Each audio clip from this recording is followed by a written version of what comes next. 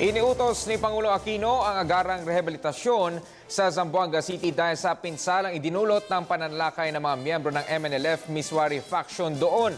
Sinabi ng Pangulo na mayroong 3.89 na bilyong pisong pondo na inilaan para dito.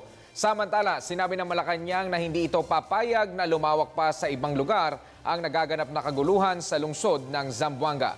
Nag-uulat si Rocky Ignacio mula sa Malacanang live.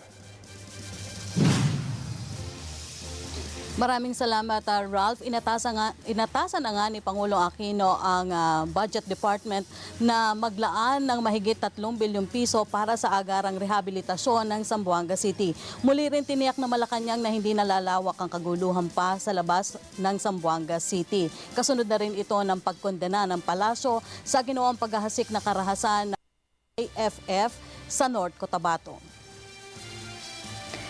Ipinag-utos na ni Pangulo Aquino sa Department of Budget and Management ang paglalaan ng 3.89 bilyong pesos para sa agarang rehabilitasyon at patuloy ang tulong sa mga apektadong residente ng Zamboanga standoff sa pagitan ng tropang sundalo at MNLF Breakaway Group.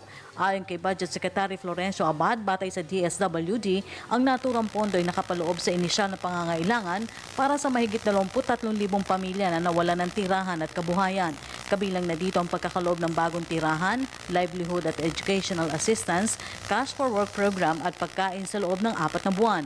Ayon kay Abad, kukunin na naturang pondo sa contingency at calamity funds. Nauna nang tiniyak ni Pangulong Aquino ang tulong ng pamahalaan para maibalik sa normal ang pamumuhay ng mga taga-Zamboanga. Samantala muling ginitang Malacanang na hindi pa hihintulutan ng gobyerno na lumawak pa ang karahasan sa labas ng Zamboanga City. Kinundena ng palasyo ang ginawang pamumugot ng ulo sa isang magsasaka ng Bangsamoro Islamic Freedom Fighters o BIFF sa North Cotabato. Sinabi ni Deputy Presidential Spokesperson Abigail Valte na malupit ang sinapit ng sibilyan sa BIFF kaya dapat lamang na ipataw sa kanila ang pinakamataas na parusa. Any act like that certainly would necessitate the fullest force of the law going after the perpetrators.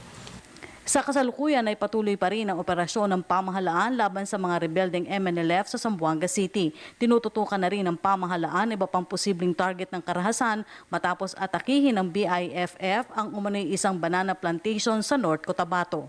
As the President has mentioned, hindi ho naman, given the number of forces that we have in particular areas, you cannot protect the entire, that is the reality that we have to deal with.